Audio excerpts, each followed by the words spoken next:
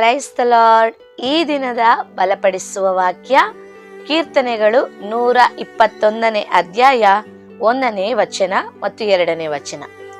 ನಾನು ಕಣ್ಣೆತ್ತಿ ಪರ್ವತಗಳ ಕಡೆಗೆ ನೋಡುತ್ತೇನೆ, ನನ್ನ ಸಹಾಯವು ಎಲ್ಲಿಂದ ಬರುವುದು. 2ನೇ ವಾಕ್ಯ, ಭೂಮ್ಯಾಕಾಶಗಳನ್ನು ನಿರ್ಮಿಸಿದ ಯೆಹೋವನಿಂದಲೇ ನನ್ನ ಸಹಾಯವು ಬರುತ್ತದೆ. ಆಮೇನ್. ಪ್ರಿಯ ದೇವರ ಮಕ್ಕಳೇ, ಈ ದಿನ ದೇವರು ನಮಗೆ ಕೊಡುತ್ತಿರುವಂತ ವಾಕ್ಯ, ಭೂಮಿ ಆಕಾಶಗಳನ್ನು ನಿರ್ಮಿಸಿದ ಯೆಹೋವನಿಂದ ಸಹಾಯ ಬರ್ತದೆ. ಹಲ್ಲೆಲೂಯಾ. ಈ ದಿನ ಕರ್ತನ ದಿನವಾಗಿದೆ, ಪುನರುತ್ಥಾನದ ದಿನ, ಆರಾಧನೆಯ ದಿನ, ದೇವರನ್ನು ನಾವು ಸಂಧಿಸುವಂತ ದಿನ. ಹಲ್ಲೆಲೂಯಾ. ಈ ದಿನ ನಮಗೆ ಒಂದು ವಿಶೇಷವಾದ ದಿನವಾಗಿದೆ ಪ್ರಿಯರೇ. ಹಲ್ಲೆಲೂಯಾ. ಹೇಳಬೇಕು ಅನ್ನೋದಾದ್ರೆ ಒಂದು ಹಬ್ಬದ ದಿನವಾಗಿದೆ. ಹಲ್ಲೆಲೂಯಾ. ಈ ದಿನ ಈಗಾಗಲೇ ನಾನು ನೆನೆಸ್ತೇನೆ, ದೇವರ ಕೃಪೆಯಿಂದ ನೀವೆಲ್ಲರೂ ಕೂಡ ಈ ಮುಂಚಾನೆ ವೇಳೆಯಲ್ಲಿ ದೇವರ ಬಲದೊಂದಿಗೆ ಎದ್ದು ಆಲಯಕ್ಕೆ ಬಹಳ ವೇಗವಾಗಿ ಸಿದ್ಧರಾಗ್ತಾ ಇದ್ದೀರಾ. ಇನ್ನು ಅನೇಕರು ಆಲಯಕ್ಕೆ ಈಗಾಗಲೇ ಹೊರಟಿದ್ದೀರಾ. ದೇವರ ನಾಮಕ್ಕೆ ಮಹಿಮೆಯಾಗಲಿ ಪ್ರಿಯರೇ. ಹಲ್ಲೆಲೂಯಾ. ಖಂಡಿತ ಈ ದಿನವನ್ನು ನಾವು ಸಂತೋಷವಾಗಿ ಆರಾಧಿಸಬೇಕು.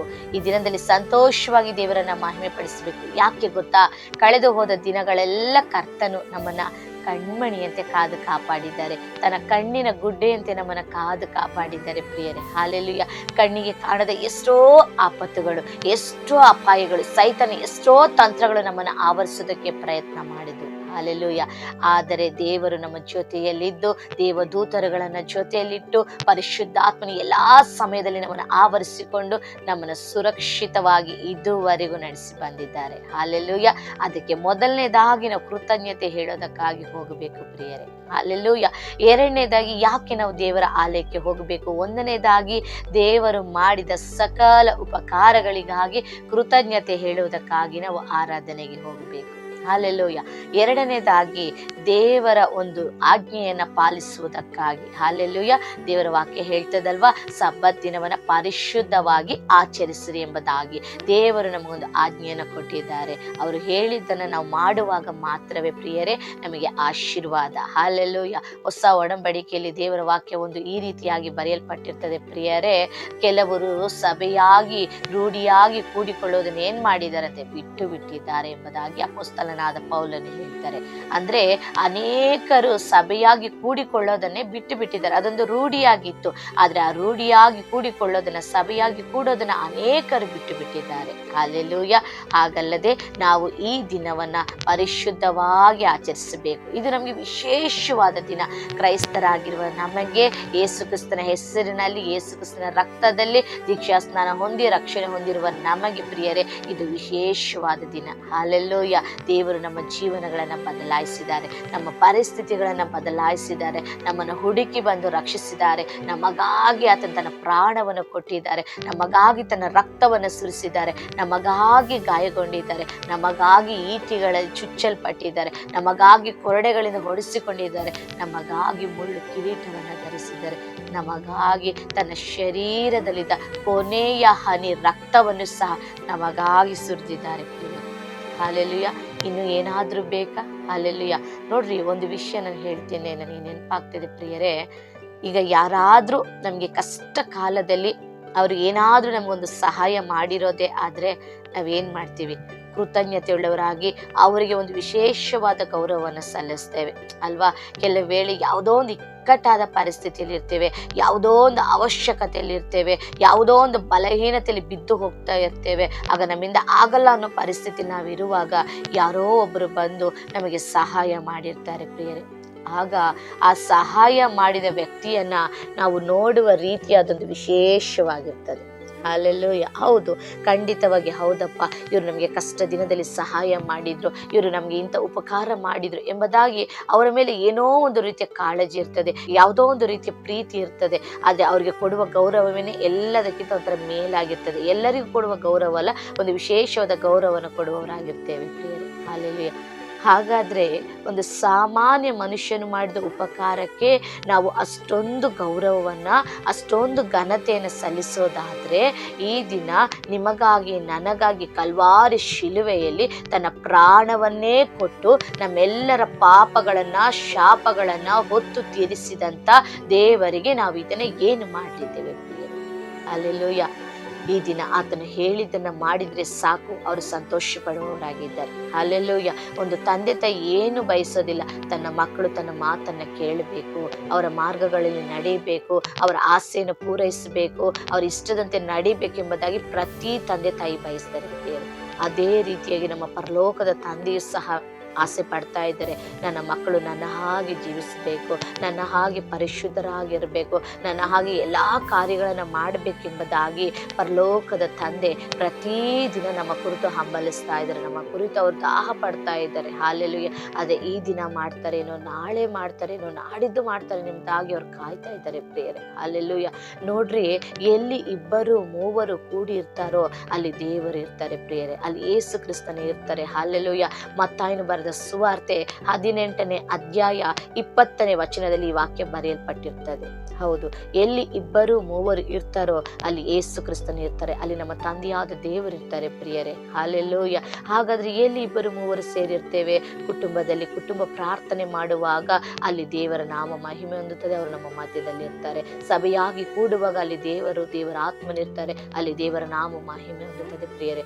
ಆದರೆ ಈ ದಿನ ನಾವು ಆರಾಧನೆಯಲ್ಲಿ ಹೋಗುವಾಗ ಅಲ್ಲಿ ದೇವರ ನಾಮ ಮಹಿಮೆ ಹೊಂದುತ್ತದೆ. ಹೌದು, ಎಲ್ಲಿ ಇಬ್ಬರು ಮೂವರು ಕೂಡಿ ಬಿಡ್ತಾರೆ ಅಲ್ಲಿ ದೇವರು ಇರ್ತೇನೆ ಎಂಬುದಾಗಿ ವಾಗ್ದಾನ ಮಾಡಿದ್ದಾರೆ.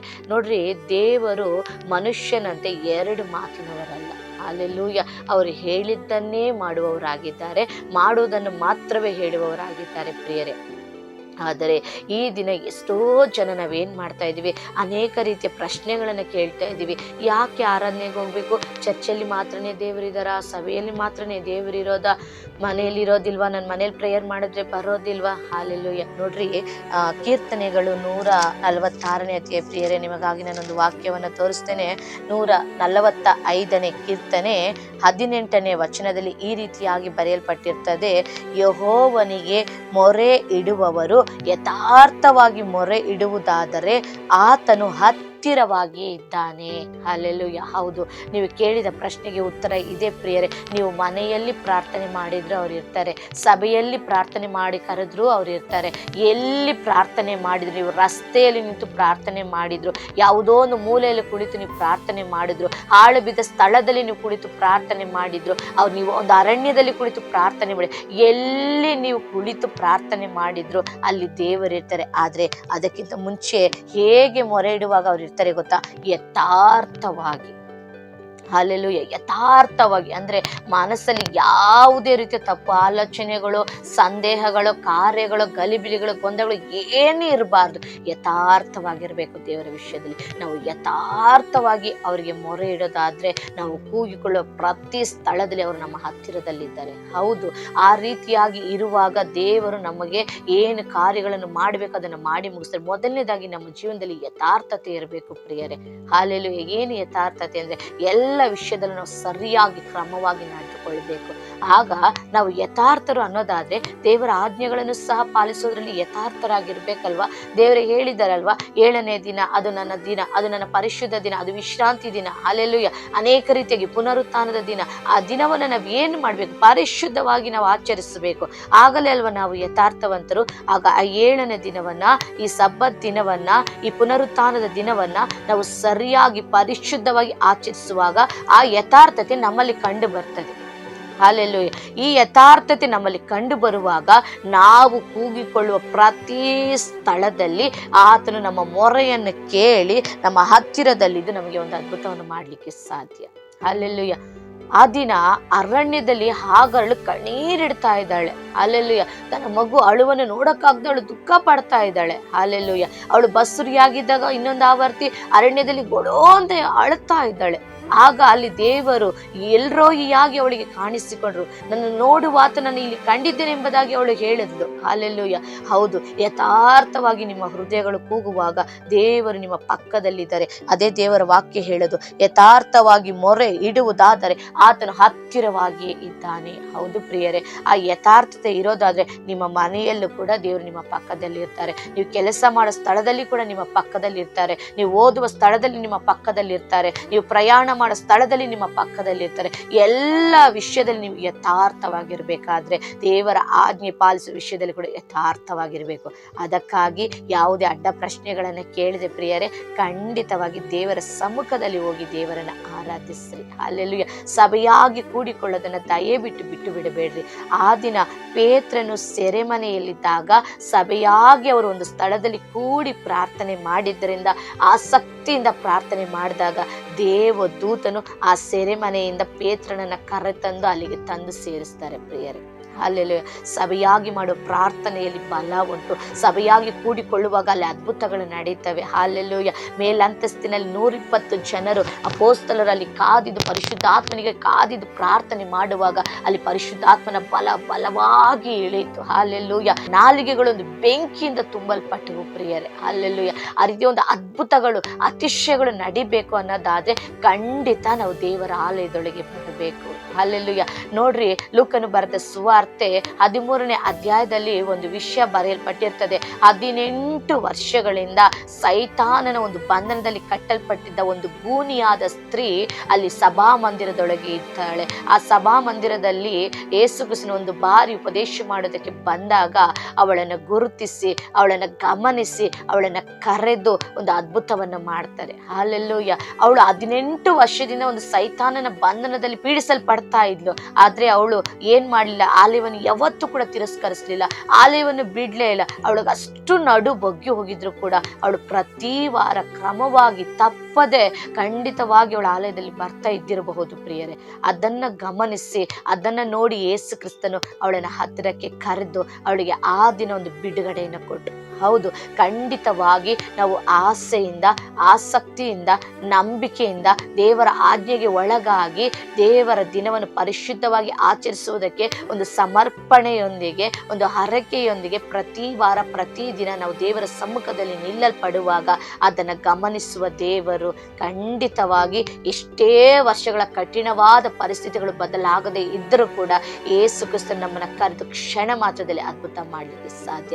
ಇದೆಲ್ಲ ಯಾಕೆ ಸತ್ಯವೇದದಲ್ಲಿ ಬರೆಯಲ್ಪಟ್ಟಿದೆ ಅಂದ್ರೆ, ನಾವು ಇನ್ನೂ ಕೂಡ ಈ ವಾಕ್ಯಗಳಂತೆ ನಡೆದುಕೊಳ್ಳಬೇಕು, ಈ ವಾಕ್ಯಗಳಂತೆ ನಾವು ರೂಪಿಸಲ್ಪಡಬೇಕು, ಈ ವಾಕ್ಯದಿಂದ ನಾವು ಬಲ ಹೊಂದಬೇಕು, ಈ ವಾಕ್ಯದಂತೆ ಕರ್ತನನ್ನು ಸೇವಿಸಬೇಕು, ಆರಾಧಿಸಬೇಕು ಎಂಬುದಾಗಿ. ಹಲ್ಲೆಲೂಯಾ. ನೋಡ್ರಿ, ಈ ದಿನ ನಾವು ಓದಿಕೊಂಡು ಒಂದು ವಾಕ್ಯ ಕೀರ್ತನೆಗಳು 121:1-2. ಯಾಕೆ ಇಷ್ಟು ವಿಷಯಗಳಂದ್ರೆ, ನಾನು ಕಣ್ಣೆತ್ತಿ ಪರ್ವತಗಳ ಕಡೆಗೆ ನೋಡ್ತಾ ಇದ್ದೇನೆ, ನನ್ನ ಸಹಾಯ ಎಲ್ಲಿಂದ ಬರುತ್ತೆ ಎಂಬುದಾಗಿ 121:1 ದಾವೀದನು ಕೇಳ್ತಾರೆ. ಹಲ್ಲೆಲೂಯಾ.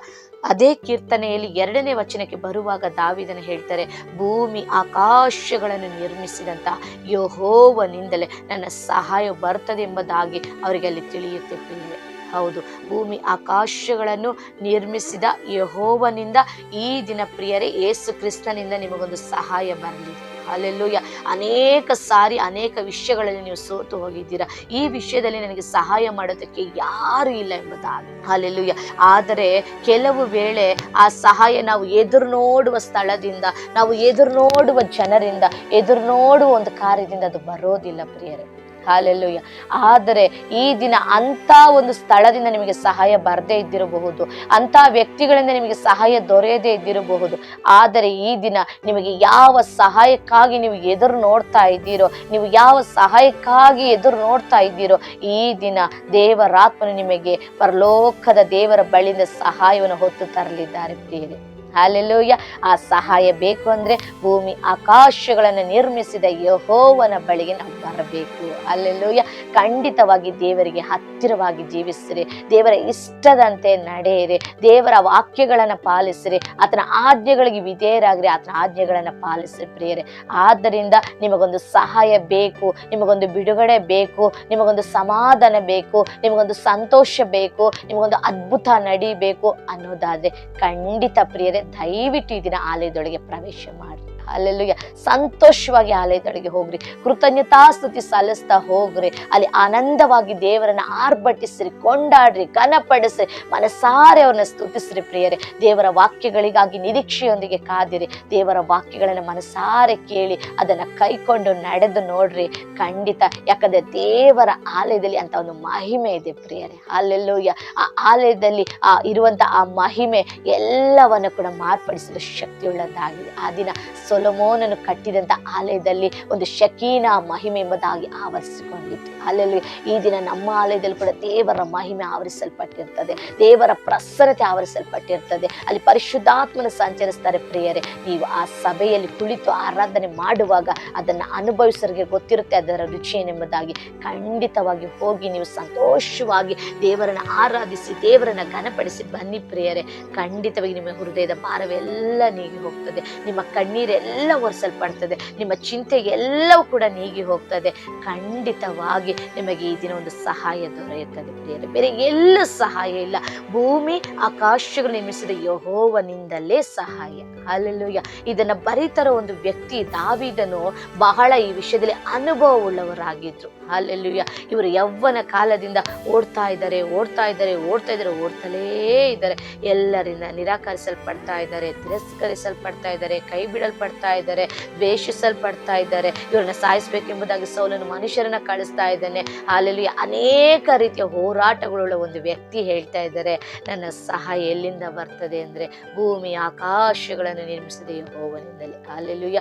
ಭೂಮಿ ಆಕಾಶವನ್ನು ನಿರ್ಮಿಸಿದ ಯೆಹೋವನ ಈ ದಿನ ನಮಗಾಗಿ ಎರಡೂ ಕರಗಳನ್ನ ಚಾಚಿ ಪ್ರಿಯರೇ ನಮಗಾಗಿ ಸಭೆಯೊಳಗೆ ಕಾಯಲ್ಪಡ್ತಾ ಇದ್ದಾರೆ. ಹಲ್ಲೆಲೂಯಾ. ನನ್ನ ಮಕ್ಕಳು ಬರ್ತಾರೆ ಎಂಬುದಾಗಿ ಈ ದಿನ ದೇವರು ಪ್ರತಿ ಸಭೆಯಲ್ಲಿ ಪ್ರತಿ ಸ್ಥಳದಲ್ಲಿ ಬರೀ ಸಭೆಯೊಳಗೆಲ್ಲ ಎಲ್ಲೆಲ್ಲೆಲ್ಲ ಆರಾಧನೆಗೆ ಕೂಡ್ತಾ ಇದ್ದೀರೋ ಅಲ್ಲೆಲ್ಲ ಕರ್ತನು ಒಂದು ಆಸೆಯಿಂದ ಕಾಯ್ತಾ ಇದ್ದಾರೆ. ಓಡಿ ಹೋಗಿ ಆ ಅಪ್ಪನ ಎದೆಗೆ ನಾವು ಒರಗಿಕೊಳ್ಳೋಣ. ಹಲ್ಲೆಲೂಯಾ. ಖಂಡಿತವಾಗಿ ನಿಮಗೆ ಏನೇನು ಸಹಾಯ ಬೇಕಾಗಿದೆಯೋ, ಯಾವ ಯಾವ ಅವಶ್ಯಕತೆ ಪೂರೈಸಲ್ಪಡಬೇಕಾಗಿದೆಯೋ, ಎಲ್ಲಿ ಸಮಾಧಾನ ಬೇಕಿದೆಯೋ, ಎಲ್ಲಿ ಬಿಡುಗಡೆ ಬೇಕಿದೆಯೋ, ಎಲ್ಲಿ ಅದ್ಭುತ ಬೇಕಾಗಿದೆಯೋ, ಎಲ್ಲಿ ಜಯ ಬೇಕಾಗಿದೆಯೋ, ಎಲ್ಲಿ ನಿಮಗೊಂದು ಕಾರ್ಯ ಒಳ್ಳೆ ರೀತಿಯಲ್ಲಿ ನಡೀಬೇಕು ಅನ್ಕೊಳ್ತಾ ಇದ್ದೀರೋ ಆ ಕಾರ್ಯಗಳೆಲ್ಲ ನಡಿಬೇಕು ಅಂದ್ರೆ ಈ ದಿನ ದೇವರ ಸಮ್ಮುಖಕ್ಕೆ ಬನ್ನಿ. ಹಲ್ಲೆಲೂಯಾ. ದೇವರ ಆಲಯದೊಳಗೆ ಪ್ರವೇಶಿಸ್ರಿ ಪ್ರಿಯರೇ. ಹಲ್ಲೆಲೂಯಾ. ಆ ರೀತಿಯಾಗಿ ನೀವು ದೇವರ ಆಲಯದೊಳಗೆ ಬರುವಾಗ ಎಲ್ಲಿ 2-3 ಕೂಡಿ ದೇವರನ್ನ ಆರಾಧಿಸ್ತಾ ಇದ್ದಾರೋ ಆ ಸ್ಥಳದಲ್ಲಿ ನೀವು ಸೇರಿ ಬರುವಾಗ ಅಲ್ಲಿ ಖಂಡಿತವಾಗಿ ದೇವರು ಒಂದು ಅದ್ಭುತವನ್ನು ಮಾಡಿ ಶಕ್ತರಾಗಿದ್ದಾರೆ. ಹಲ್ಲೆಲೂಯಾ. ಖಂಡಿತವಾಗಿ ದೇವರಿಗೆ ಎಲ್ಲವೂ ಸಾಧ್ಯ. ನೀವಿರುವ ಹಾಸಿಗೆ ಮೇಲೆ ಬಂದು ಅದ್ಭುತ ಮಾಡ್ಲಿಕ್ಕೂ ಆತನಿಗೆ ಸಾಧ್ಯ. ಹೌದು, ಅನೇಕರಿಗೆ ಈ ದಿನ ಆಗೋದಿಲ್ಲ. ಅನೇಕರು ಬೆಡ್ ರಿಡ್ ಆಗಿರ್ತಾರೆ, ಅನೇಕರು ಮಲಗಿರುವ ಸ್ಥಳದಲ್ಲಿ ಅನೇಕ ವರ್ಷದಿಂದ ತಿಂಗಳುಗಳಿಂದ ಇರಬಹುದು. ಆದರೆ ನೀವು ಯೋಚನೆ ಮಾಡ್ಬೋದು ಪ್ರಿಯರೇ, ನಾನು ಹೇಗೆ ಆಲಯಕ್ಕೆ ಹೋಗೋಕೆ ಸಾಧ್ಯ?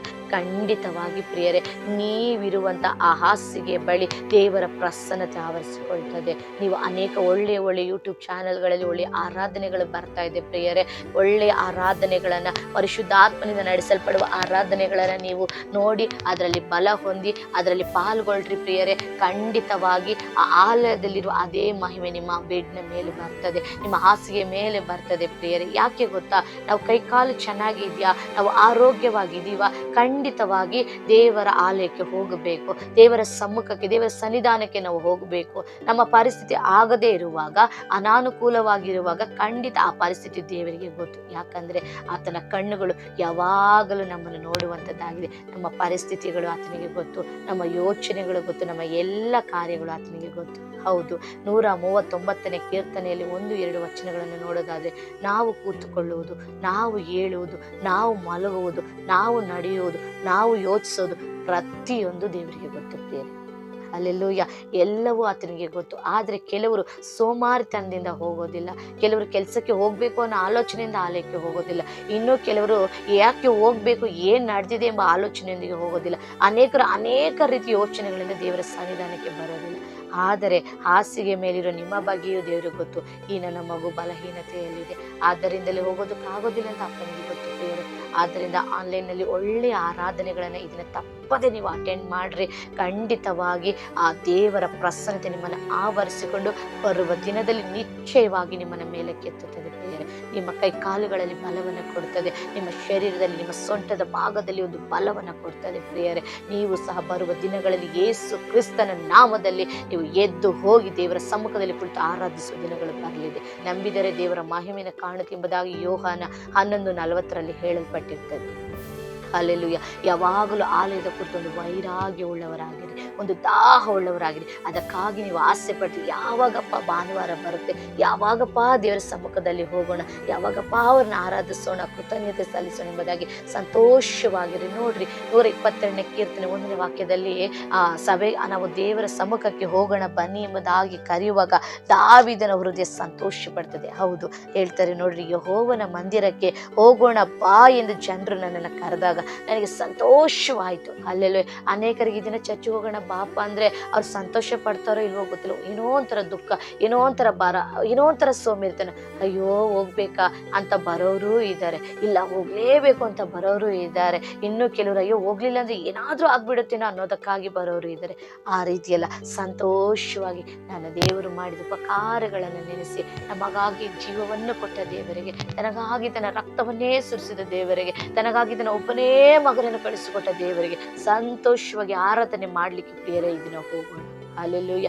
ಖಂಡಿತವಾಗಿ ಇದನ್ನ ಎಲ್ಲರೂ ಕೂಡ ನಾವು ಸಂತೋಷವಾಗಿ ದೇವರ ಆಲಯಕ್ಕೆ ಹೋಗೋಣ, ಸಮಾಧಾನವಾಗಿ ಹೋಗೋಣ. ಈ ದಿನ ಇರ್ಬೋದು, ದುಃಖದಲ್ಲಿ ಇರ್ಬೋದು, ಮನೆಯಲ್ಲಿ ಕೆಲವು ಜಗಳಗಳಿರ್ಬೋದು, ಮನಸ್ತಾಪಗಳಿರ್ಬೋದು, ಹೃದಯ ಭಾರವಾಗಿರ್ಬೋದು, ಇನ್ನು ಏನು ನಿಮ್ಮ ಜೀವನದಲ್ಲಿ ಬದಲಾವಣೆ ಆಗದೇನೆ ಇರ್ಬೋದು, ಅನೇಕ ಕಠಿಣ ಪರಿಸ್ಥಿತಿಯಲ್ಲಿ ಇರ್ಬೋದು, ಇನ್ನು ನೀವು ಯೇಸುವನ್ನು ಅಂಗೀಕರಿಸಿದ್ರಿಂದ ಅನೇಕ ಅವಮಾನಗಳಲ್ಲಿ ಇರ್ಬೋದು, ಅನೇಕ ಹೋರಾಟಗಳಲ್ಲಿರ್ಬೋದು. ಪ್ರಿಯರೇ, ಇದು ಯಾವುದು ಶಾಶ್ವತವಲ್ಲ. ನನ್ನ ಯೇಸು ಕ್ರಿಸ್ತನು ಕ್ಷಣ ಮಾತ್ರದಲ್ಲಿ ಎಲ್ಲವನ್ನು ಬದಲಾಯಿಸಲು ಶಕ್ತರಾಗಿದ್ದಾರೆ. ಹಲ್ಲೆಲೂಯ. ದಯವಿಟ್ಟು ನೀವು ಸೋತು ಹೋಗಬೇಡ್ರಿ, ಕುಗ್ಗಿ ಹೋಗ್ಬೇಡ್ರಿ. ನೀವು ಹೀಗೆ ಇರೋದಿಲ್ಲ ಪ್ರಿಯ ದೇವರ ಮಕ್ಕಳೇ. ಅಲ್ಲೆಲ್ಲಿ ಹೀಗೆ ಇರೋದಿಲ್ಲ. ಈ ಕಷ್ಟ, ಈ ವೇದನೆ, ಈ ಮನಸ್ತಾಪ, ಈ ಹೋರಾಟ, ಈ ಜಗಳ ಹೀಗೆ ಇರೋದಿಲ್ಲ. ದಿನಗಳು ಬರ್ತವೆ, ಖಂಡಿತ ನಿಮ್ಮ ಮನೆಯಲ್ಲಿ ಸಮಾಧಾನ ಬರ್ತದೆ, ಸಂತೋಷ ಬರ್ತದೆ, ಆರೋಗ್ಯ ಬರ್ತದೆ, ಒಳ್ಳೆ ಆಶೀರ್ವಾದಗಳು ಬರ್ತದೆ. ಖಂಡಿತ ನಂಬ್ರಿ. ಹಾಗಂತ ನೀವು ದೇವರ ಆಲಯವನ್ನು ನಿರ್ಲಕ್ಷಿಸಬೇಡ್ರಿ. ಎಷ್ಟೇ ಕಷ್ಟ ಇದ್ರೂ ಪರವಾಗಿಲ್ಲ, ಎಷ್ಟೇ ಹೋರಾಟ ಇದ್ರೂ ಪರವಾಗಿಲ್ಲ, ಯಾವ್ಯಾವುದಕ್ಕೋ ಹೋರಾಡ್ತೇವೆ, ಯಾವ್ಯಾವುದಕ್ಕೋ ಜಗಳ ಮಾಡಿಕೊಳ್ತೇವೆ. ದೇವರ ಸಮ್ಮುಖಕ್ಕೆ ಹೋಗೋದಕ್ಕೆ ತಾನೇ. ದಯವಿಟ್ಟು ಅಡ್ಜಸ್ಟ್ ಮಾಡ್ಕೊಳ್ರಿ, ದಯವಿಟ್ಟು ಸಹಿಸ್ಕೊಳ್ರಿ, ದಯವಿಟ್ಟು ಬಿಟ್ಟುಕೊಡ್ರಿ. ಯಾರು ಆಲಯಕ್ಕೆ ಹೋಗೋದನ್ನ ತಪ್ಪಬೇಡ್ರಿ ಪ್ರಿಯರೇ. ನೀವು ಅಲ್ಲಿ ಹೋಗಿ ಕಣ್ಣೆತ್ತಿ ದೇವರನ್ನ ನೋಡ್ರಿ. ದಾವೀದನ ಹಾಗೆ 121ನೇ ಕೀರ್ತನೆ 1ನೇ ವಾಕ್ಯದ ಪ್ರಕಾರ ಕಣ್ಣೆತ್ತಿ ಪರ್ವತದಲ್ಲಿ ಏನಿದೆ ಪ್ರಿಯರೇ? ಪರ್ವತದಲ್ಲಿ ದೇವರಿದ್ದಾರೆ, ಉನ್ನತದಲ್ಲಿ ದೇವರಾಗಿದ್ರೆ, ಅದರ ಉನ್ನತದಲ್ಲಿ ವಾಸ ಮಾಡುವ ದೇವರಾಗಿದ್ರೆ ಅದನ್ನ ಕಣ್ಣೆತ್ತಿ ನೋಡ್ರಿ, ಅವರನ್ನ ಆರಾಧಿಸ್ರಿ. ನಿಮ್ಮ ಪರಿಸ್ಥಿತಿಗಳನ್ನ ಹೇಳ್ರಿ, ನಿಮ್ಮ ಗೋಳಾಟವನ್ನ ಹೇಳ್ರಿ. ಅವರು ನಿಮ್ಮ ಕಣ್ಣೀರನ್ನು ಒರೆಸಿ 2ನೇ ವಚನದಲ್ಲಿ 121:2 ಹೇಳಿದ ಪ್ರಕಾರ ಭೂಮಿ ಆಕಾಶಗಳು ನಿರ್ಮಿಸಿದಂತ ಯೆಹೋವನು ನಿಮಗೆ ಸಹಾಯ ಮಾಡಿ ಕಳಿಸ್ತಾರೆ. ನೀವು ಹೋಗುವ ಸ್ಥಿತಿಯಲ್ಲಿ ಮನೆಗೆ ಬರೋದಿಲ್ಲ ಪ್ರಿಯರೇ. ನೀವು ಒಂದು ಕೆಲಸ ಮಾಡ್ರಿ, ಒಂದು ತಪ್ಪು ಮಾತ್ರ ಮಾಡಬೇಡ್ರಿ. ಇಲ್ಲಿಂದ ಹೋಗ್ಬೇಕಾದ್ರೆ ಯಾವ ದುಃಖದಲ್ಲಿ ಹೋಗಿರ್ತೀರೋ, ಯಾವ ಭಾರದಲ್ಲಿ ಹೋಗಿರ್ತೀರೋ, ಯಾವ ಸಮಸ್ಯೆಯಲ್ಲಿ ಹೋಗಿರ್ತೀರೋ, ಯಾವ ಹೋರಾಟದಲ್ಲಿ ಹೋಗಿರ್ತೀರೋ, ಅದೇ ರೀತಿ ಹಲದಲ್ಲಿ ಕುತ್ಕೊಂಡು ಚಿಂತೆ ಮಾಡ್ತಾ ಇರ್ತೀರಿ. ಹಲ್ಲೆಲೂಯ. ಅಲ್ಲಿಗೆ ಹೋದ ಕೂಡಲೇ ನೀವು ಎಲ್ಲವನ್ನ ದೇವ್ರ ಮುಂದೆ ಒಂದು ಕ್ಷಣ ಹೇಳ್ರಿ, ದೇವರೇ ಈ ದಿನ ನಾನು ಕಷ್ಟ ಹೊತ್ಕೊಂಡು ಬಂದಿದ್ದೀನಪ್ಪ, ಒಂದು ಕಣ್ಣೀರಲ್ಲಿ ಬಂದಿದ್ದೀನಪ್ಪ, ಒಂದು ವೇದನೆಯಲ್ಲಿ ಬಂದಿದ್ದೇನೆ, ಒಂದು ಗೋಳಾಟದಲ್ಲಿ ಬಂದಿದ್ದೇನೆ. ದಯವಿಟ್ಟು ಈ ದಿನ ಎಲ್ಲವನ್ನ ನಿನ್ನ ಸಮ್ಮುಖದಲ್ಲಿ ಇಳಿಸ್ತಾ ಇದ್ದೇನಪ್ಪ. ಇದನ್ನ ಆರಾಧಿಸೋ ಬಲ ಕೊಡು, ನಿನ್ನ ಪ್ರಸನ್ನತೆ ಅನುಭವಿಸೋ ಕೃಪೆ ಕೊಡು, ನಿಮ್ಮ ಪರಿಶುದ್ಧಾತ್ಮನ ತುಂಬಿಸು, ನನ್ನ ಬಲಪಡಿಸು, ನಿನ್ನ ಮಹಿಮೆಯನ್ನು ನೋಡೋದಕ್ಕೆ ಕೃಪೆ ಮಾಡು ಎಂಬುದಾಗಿ ಈ ರೀತಿಯಾಗಿ ಎಲ್ಲ ಭಾರಗಳನ್ನು ಇಳಿಸಿ ದೇವರ ಕರದಲ್ಲಿ ಸಂಪೂರ್ಣವಾಗಿ ನಿಮ್ಮ ಪ್ರಾಣ, ಆತ್ಮ, ಶರೀರನ ಬಿಟ್ಟುಕೊಟ್ಟು ಪ್ರಿಯರೇ ನೀವು ಆರಾಧನೆ ಮಾಡಿ ಸಂತೋಷವಾಗಿ ದೇವರ ವಾಕ್ಯಗಳನ್ನು ನೋಡ್ರಿ. ಆ ದೇವರ ವಾಕ್ಯ ನಿಮ್ಮನ್ನು ಬಲಪಡಿಸ್ತದೆ. ಆ ಆರಾಧನೆಯಲ್ಲಿ ಎಲ್ಲ ಕಟ್ಟುಗಳು ಮುರಿಯಲ್ಪಡ್ತದೆ. ನಿಶ್ಚಯವಾಗಿ ನೀವು ಮನೆಗೆ ಹಿಂದಿರುಗುವಾಗ ಅದೇ ಪರಿಸ್ಥಿತಿಯಲ್ಲಿ ಬರೋದಿಲ್ಲ. ನಿಮಗಿಂತ ಮುಂಚೆ ದೇವರ ಪ್ರಸನ್ನತೆ ನಿಮ್ಮ ಮನೆಗಳನ್ನ, ನಿಮ್ಮ ಕುಟುಂಬದಲ್ಲಿ ಪ್ರತಿಯೊಬ್ಬರನ್ನ ಆವರಿಸಿಕೊಳ್ತದೆ. ಈ ರೀತಿ ಒಂದು ನಂಬಿಕೆಯಾಗಿ, ಒಂದು ನಿರೀಕ್ಷೆಯಿಂದ ಹೋಗ್ರಿ. ಯಾವಾಗಲೂ ಕರ್ತನಲ್ಲಿ ನಾವು ಒಂದು ನಿರೀಕ್ಷೆಯುಳ್ಳವರಾಗಿ ಜೀವಿಸಬೇಕು. ಹಾಲೆಲೂಯ. ದೇವರಿದ್ದಾರೆ, ದೇವರು ಮಾಡ್ತಾರೆ, ದೇವರು ಬಿಡಿಸ್ತಾರೆ, ದೇವರು ಸಹಾಯ ಮಾಡ್ತಾರೆ. ಈ ರೀತಿ ಒಂದು ನಂಬಿಕೆ ಜೀವನವನ್ನ ಜೀವಿಸೋದಕ್ಕೆ ದೇವರ ಮಕ್ಕಳೇ ನೀವು ಪ್ರಯತ್ನ ಮಾಡ್ರಿ. ಹಾಲೆಲೂಯ. ಯಾರೇ ಸೋತು ಹೋಗಿದ್ರು ದಯವಿಟ್ಟು ಯೇಸುವಿನ ನಾಮದಲ್ಲಿ ಬಲಗೊಳ್ರಿ. ಆತನ ಕೈ ಬಿಡೋದಿಲ್ಲ, ನಮ್ಮನ್ನು ತೊರೆಯೋದಿಲ್ಲ, ನಮ್ಮನ್ನು ಮರೆಯೋದಿಲ್ಲ. ಅಂಗೈಯಲ್ಲಿ ಚಿತ್ರಿಸ್ಕೊಂಡಿದ್ದಾರೆ. ಪ್ರತಿ ಕ್ಷಣ, ಪ್ರತಿ ಸೆಕೆಂಡ್ ನಮ್ಮನ್ನು ನೋಡ್ತಾ ಇರ್ತಾರೆ. ನಮ್ಮ ಪ್ರತಿಯೊಂದು ಮೂಮೆಂಟ್ಗಳು ಕೂಡ ದೇವರಿಗೆ ಗೊತ್ತು. ನಮ್ಮ ಪ್ರತಿಯೊಂದು ಚಲನವಲನೆಗಳು ಆತನಿಗೆ ಗೊತ್ತು. ಪ್ರಿಯರೇ, ಸೋತು ಹೋಗ್ಬೇಡ್ರಿ. ಆತನ ಮರ್ತಿಲ್ಲ, ಕೈ ಬಿಟ್ಟಿಲ್ಲ. ಆತನ ತಕ್ಕ ಸಮಯದಲ್ಲಿ ನಿಮಗೆ ಏನು ಮಾಡಬೇಕು ಖಂಡಿತವಾಗ್ಲೂ ಮಾಡ್ತಾರೆ.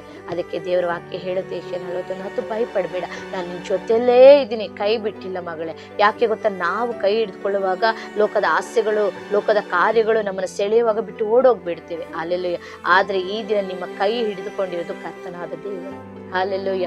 ಅದಕ್ಕೆ ನೀವೆಲ್ಲ ಹಿಡಿದುಕೊಂಡಿರೋದು, ದೇವರು ನಮ್ಮ ಕೈ ಹಿಡಿದು. ನೀವು ಪ್ರತಿದಿನ ಅದನ್ನ ಹೇಳ್ಬೇಕು, ದೇವರೇ ನಾನು ಹಿಡಿದುಕೊಂಡ್ರೆ ಲೋಕದೊಳಗೆ ಓಡೋಗ್ಬಿಡ್ತೀನಪ್ಪ. ನನಗೆ ಬೇಕಾಗಿದ್ದು ಸಿಕ್ಕಾಗ, ನನಗೆ ಇಷ್ಟವಾದ ವ್ಯಕ್ತಿಗಳು ನನ್ನ ಮುಂದೆ ಬರುವಾಗ ನಾನು ಓಡಿ ಹೋಗ್ಬಿಡ್ತೇನೆ. ಬೇಡಪ್ಪ, ನೀವು ನನ್ನನ್ನು ಹಿಡ್ಕೊಳ್ಳಿ. ನೋಡಿ, ಕೆಲವೇಳೆ ನಾವು ರಸ್ತೆಗಳಲ್ಲಿ ಹೋಗುವಾಗ ಚಿಕ್ಕ ಮಕ್ಕಳನ್ನ ಕೈ ಹಿಡ್ಕೊಳ್ತೀವಲ್ಲ, ಆ ಕೈ ಹಿಡ್ಕೊಂಡಿದ್ದ ತಕ್ಷಣ ಮಕ್ಕಳು ಏನು ಮಾಡ್ತಾರೆ, ಬರ್ತಾ ಇರ್ತಾರೆ. ರಸ್ತೆಯಲ್ಲಿ ಏನಾದರೂ ಒಂದು ಆಟ ಸಾಮಾನು ನೋಡಿದಾಗ, ಇಲ್ಲ ಎಲ್ಲಾದ್ರೂ ನಾವು ಒಂದು ಜಾತ್ರೆಗೋ ಯಾವುದಾದ್ರೂ ಕಾರ್ಯಕ್ರಮಕ್ಕೆ, ಒಂದು ಫಂಕ್ಷನ್ ಹೋಗಿದ್ದಾಗ ಅವ್ರಿಗೆ ಇಷ್ಟ ವಸ್ತುಗಳು ಏನಾದ್ರಲ್ಲಿ ಇರೋದಾದ್ರೆ ತಕ್ಷಣ ಕೈ ಬಿಡಿಸ್ಕೊಂಡು ಓಡಿ ಹೋಗ್ಬಿಡ್ತಾರಲ್ವ ಪ್ರಿಯರೇ. ಅಲ್ಲಿ ಅದೇ ರೀತಿ ನಾವು ಕೂಡ ಅಪ್ಪನ ಕೈ ನಾವು ಹಿಡ್ಕೊಂಡ್ರೆ ಬಿಟ್ಟು ಓಡಿ ಹೋಗ್ತೀವಿ. ಲೋಕದ ಆಸೆಗಳಲ್ಲಿ ಕೆಲವು ವೇಳೆ ಬಿದ್ದೋಗ್ಬಿಡ್ತೇವೆ, ಲೋಕದ ಮನುಷ್ಯರ ಪ್ರೀತಿಗೆ ಬಿದ್ದೋಗ್ಬಿಡ್ತೇವೆ. ಆ ರೀತಿ ನಾವು ಬಿದ್ದು ಹೋಗಬಾರ್ದು, ಜಾರಿ ಹೋಗಬಾರ್ದು, ನಮ್ಗೆ ಯಾವುದೇ ಅಪಾಯ ಆಗಬಾರ್ದು, ಮತ್ತೆ ನಾವು ಸಮಸ್ಯೆಯಲ್ಲಿ ಸಿಕ್ಕಿಕೊಳ್ಳಬಾರ್ದು. ಅಂದ್ರೆ ನೀವು ಪ್ರತಿದಿನ ಹೇಳಬೇಕು, ಕರ್ತನೆ ನನ್ನ ಕರವನ್ನು ನೀವು ಹಿಡಿದುಕೊಳ್ಳ್ರಿ.